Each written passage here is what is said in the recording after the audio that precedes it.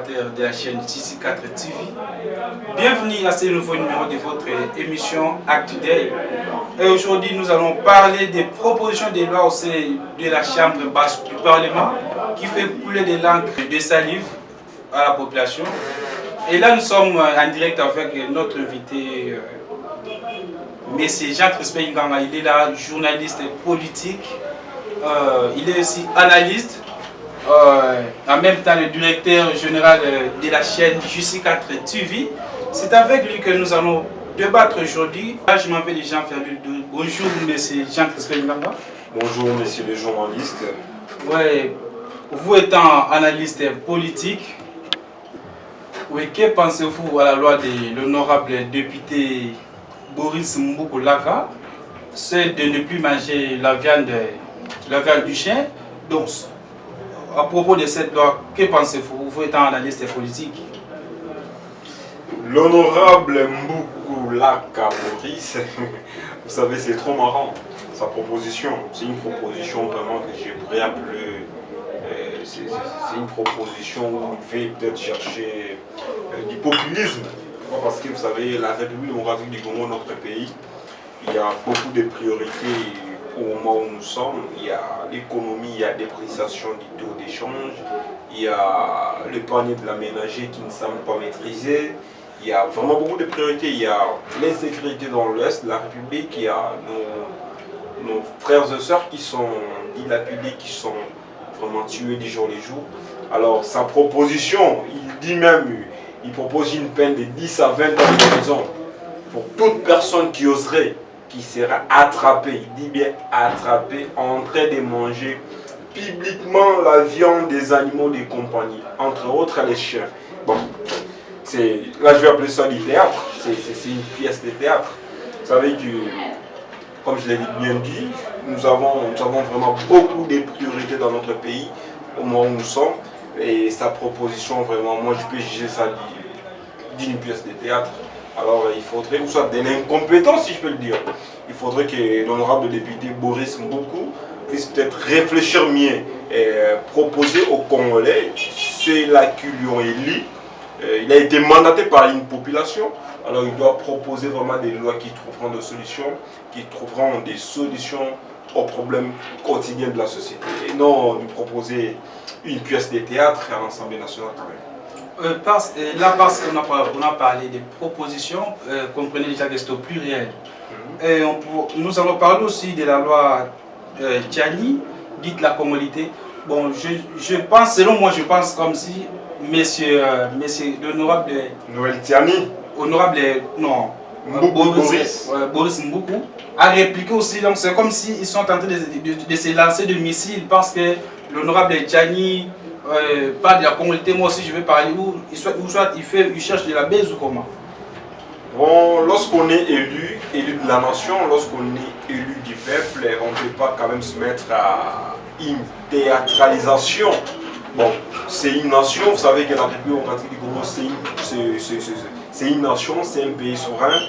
Alors, chercher, se lancer dans une sorte de spéculation, ou soit des spectacles, dans une sorte de spectacle, ça doit être vraiment regrettable. Vous savez, la République démocratique du Congo a besoin des hommes qui vous réfléchissent.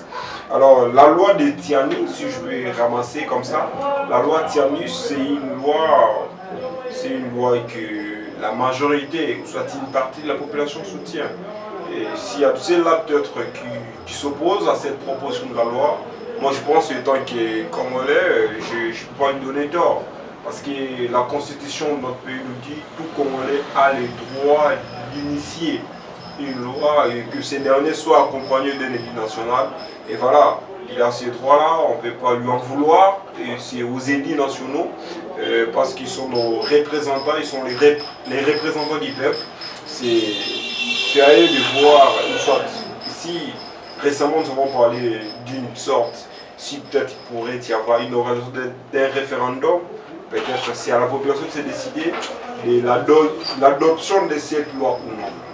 Mais dire que l'honorable Boris Mboukou peut aussi se lancer à des discours populistes ou soit à des spectacles, faire une comparaison entre l'honorable et plutôt le professeur Noël Tiani. Et lui, bon, là j'ai trouvé que là il veut nous lancer dans une pure des distractions. C'est pas ça les besoins de la population congolaise. Donc la population congolaise, nous avons des énormes besoins. Donc nous voulons vraiment qu'il y ait des très belles propositions de la loi et non M. Tiani. Dans ses droits d'un citoyen congolais, il a les droits. Également M. Boris Mboukou. Et Mboukou, lui également, il est congolais d'abord, avant tout, avant d'être élu, avant d'être représentant du peuple. Il est aussi congolais, il a aussi ses droits. Maintenant, je laisse ici aux élus, aux parlementaires de se décider de l'adoption ou non de ces deux propositions. Donc ici, je parle de la loi Tiani, la proposition de la loi Tiani aussi de l'honorable Boris Mboukou. Oui, et là, parce que nous parlons déjà de la loi Tiani, parce que, parlons de la nationalité congolaise, on dit la nationalité congolaise et exclusive. Oui. Ouais. Maintenant, M. Noël Tiani, lui, il est binational. Il a une nationalité américaine, mais comment il va proposer des lois là? L'honorable, plutôt le professeur Tiani, c'est vrai il paraîtrait qu'il a une nationalité américaine. Bon, je n'en disconviens pas. C'est à lui-même de nous affirmer ou non. Mais on dit, la Constitution dit, la nationalité congolaise est une et exclusive. Donc, une fois que vous décidez d'opter pour une autre nationalité, la nationalité congolaise, quasiment, elle donne. Mais il faut aussi renoncer à la nationalité acquise, c'est-à-dire une autre nationalité, on peut automatiquement aussi se retrouver dans le droit d'être congolais d'origine. Monsieur Tiani, le professeur Noël Tiani, il est déjà d'origine, il est congolais. Ici, je ne viens pas soutenir peut-être sa proposition. Et comme je l'ai dit au début, cela revient aux élus. C'est aux élus de se décider, de voir, parce qu'ici, comme ils sont nos représentants, c'est à eux de se décider, de voir sur l'adoption ou non. Mais M. Tiani, s'il a été américain, s'il aurait, bon, je n'affirme pas, mais je dis, selon des spéculations, certains pensent qu'il lui-même a acquis une nationalité américaine, mais comme il a une nationalité congolaise d'origine, ben, on ne peut pas lui en vouloir quand même. Et il a aussi le droit d'initier n'importe quelle loi. Parce que s'il a déjà renoncé aussi à cette nationalité acquise, il revient automatiquement congolais. Voilà. Monsieur Jean Crispin, parlons de la loi Tiani. Donc, je vais demander dans ce pays pour que le pays soit développé. Donc, ça demande qu'un Congolais soit en tête de ce pays comment? Le développement de ce pays, je l'ai toujours dit, jour et nuit, que c'est d'abord le changement de la mentalité de la population congolaise. Donc le peuple congolais, la personne, donc le peuple, soit les Congolais en soi, il faudrait qu'il y ait d'abord un changement de la mentalité. Oui, comme j'étais en train de le dire, vous savez que ces pays, nous avons beaucoup de priorités et je ne pense pas ici que pour diriger ces pays, il faudrait seulement être né issu des pères et des mères. C'est pas vraiment ça. C'est vrai, ici je ne soutiens pas la proposition de la loi Tiani. Non plus, je ne suis pas contre cette proposition. Mais ici, la priorité d'abord serait d'amener l'homme congolais, d'amener la population congolaise à d'abord à une prise de conscience, c'est très important, à un changement de la mentalité. Il faudrait que la population, soit l'homme congolais, puisse se transformer. C'est dire, voilà, parce qu'on est né, on peut, comme dit la Constitution, une fois qu'on est né dans l'espace aérien, dans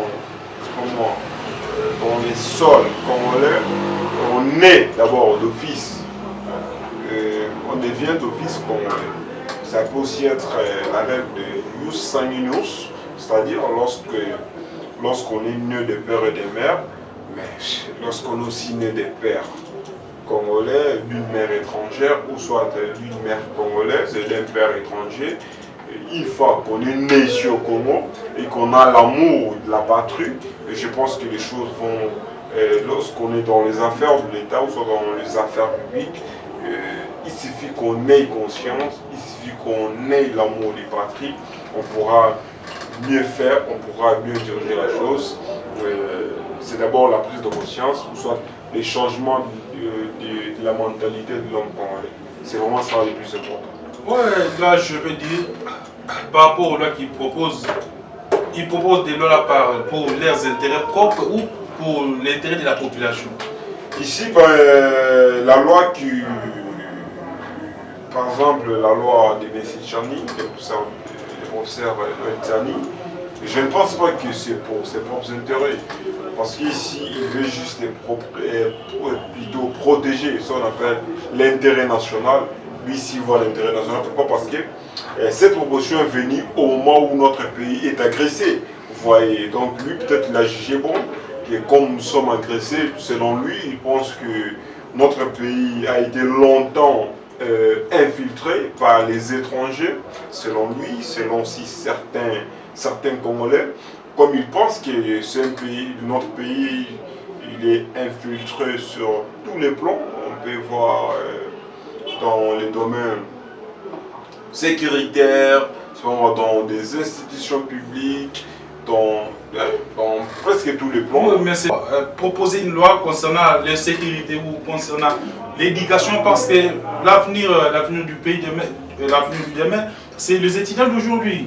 Donc il faut proposer des lois qui vont apporter un plus à la population. Aujourd'hui, là, on va dans les universités, les étudiants ne partent plus. Donc, il n'y a pas un élu qui a proposé une loi concernant l'éducation ou soit concernant l'insécurité dans la ville-province. Il vous propose que des lois concernant leurs propres intérêts, des lois concernant la politique. Que pensez-vous? Bon, ici, je pense que aux enseignants, vous savez qu'on dit l'avenir de demain, c'est la jeunesse d'aujourd'hui. Alors, sur le plan éducatif, je pense que nos enseignants, nos professeurs des universités, ils doivent quand même mettre de l'eau dans l'air bain. Vous savez, ils sont dans les droits, ils sont dans l'air plein droit. Ouais, là, je ne vous retire pas la parole, mais je vais déjà dire. Laissez-moi cheminer. Mais c'est Jean-Christophe comprend déjà qu'il y a un député national qui touche 21 000 $, et un concert qui encadre le futur ministre, le futur député, il va toucher 3 000 $. Donc vous voyez que ça ne suffit pas au procès. Mais vous savez, ils ont leur droit de réclamer. Mais vous savez que l'enseignement c'est un métier, c'est un bon métier, c'est un métier noble. Vous savez qu'à l'époque, les enseignants touchaient combien? Et aujourd'hui, les enseignants touchent combien? Et je pense que lorsqu'on veut servir son pays, ça ne doit plus d'abord être pour voir ses propres intérêts. Ce n'est pas seulement pour l'argent, mais c'est pour former d'abord nos enfants. Vous savez qu'aujourd'hui, les enseignants, nos professeurs, je pense à l'humanité, à l'école primaire jusqu'à l'université, lorsqu'ils sont en train de donner leur vie, et surtout, vous savez, lorsqu'on construit sa carrière dans l'enseignement, vous verrez qu'il y a des enseignants qui ont fait 20, 30, 40 ans dans l'enseignement, peut-être qu'ils se retrouvent peut-être avec pas grand-chose. Mais moi, je dirais que c'est un métier noble. Raison pour laquelle nous autres ici, c'est vrai qu'on s'est dit souvent qu'on pourra aussi un jour finir notre carrière étant qu'enseignant. Vous savez, vraiment aujourd'hui c'est quoi? La plupart de nos professeurs des universités, ils sont des politiques. Ce sont eux qui ont dirigé ces pays pendant longtemps. Hier, j'ai suivi l'émission Mémoire où Christian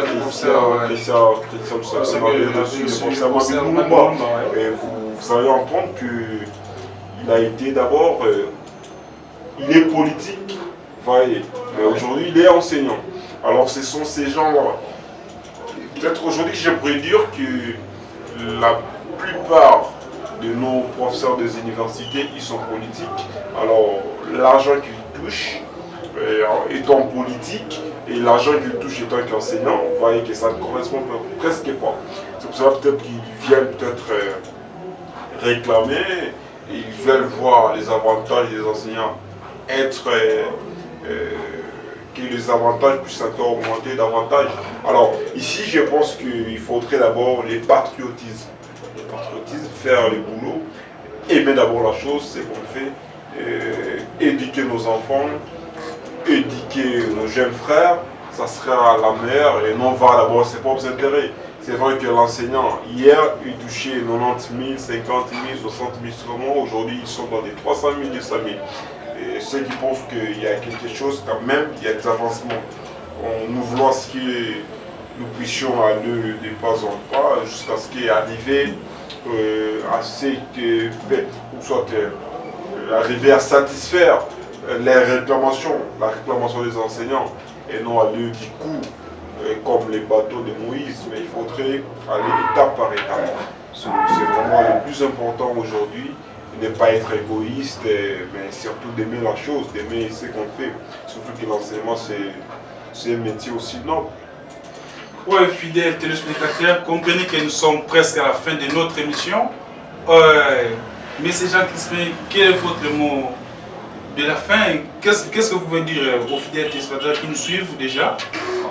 Oui, mon mot de la fin pour aujourd'hui, je vais demander à l'honorable député Boris Mboukou Laka de choisir de toucher ce qui est prioritaire. Vous savez que la population congolaise n'a pas besoin d'interdire à une partie de la société, ou soit à un tribu, de ne plus consommer ce qu'il est et comme des coutumes.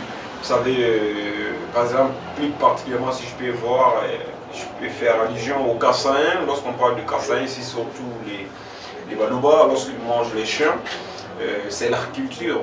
Ce n'est pas à l'honorable député Boris Mboukou de leur interdire, soit de mettre fin à leur culture, vous savez, que ça ne date pas d'aujourd'hui. Alors, lorsqu'il dit surtout que lorsqu'on va attraper une personne en train de manger publiquement la viande des animaux, des compagnies, vous savez, il fait ici allusion aux chiens par exemple. Je pense que l'honorable député Boris, il faudrait surtout comprendre que demande le peuple, que demande la population. La population ne demande pas qu'on puisse aujourd'hui rompre ou soit menacer une culture d'une ethnie ou soit d'un tribu quelconque, mais plutôt de voir ce qui est prioritaire. La priorité, c'est établir la paix dans l'est de la République démocratique du Congo. La priorité, c'est remettre en place les sociales, ou soit l'économie congolaise, les sociales, le poignet de la ménagerie qui aujourd'hui est menacé. C'est ça la priorité. Et non nous proposer des lois qui ne tiennent peut-être pas debout, soit des lois peut-être populistes, faire des déclarations populistes. Je pense que c'est pas ça la priorité. Et à l'honorable Noël Tiani, c'est aussi de voir les tenants et les aboutissants de sa proposition de loi, et surtout je renvoie ici plutôt cette question aux élus nationaux. C'est à eux de traiter parce qu'ils sont, comme je l'ai dit, ils sont nos envoyés, ils sont nos représentants, c'est à eux de se décider. Moi, étant camariste et politique, je pense que cette loi, elle n'est pas mauvaise. C'est pour aussi protéger l'intérêt national de la population congolaise, parce que nous sommes aujourd'hui menacés par nos propres frères. C'est pas nos frères, nos voisins. Vous voyez qu'on est africains, si je peux dire, ils sont nos frères parce qu'on est voisins. Alors, c'est pas ça la priorité, mais au moins, cette loi, elle a quand même sa place d'être, mais je ne pense pas que c'est vraiment ça la priorité. Oui, merci. Merci fidèles téléspectateurs. Grand merci à notre cher invité Jean Crispin Nganga. Aussi, grand merci à la grande équipe JC4 TV qui nous accompagnait. Et là derrière la caméra, je vois M. Pro.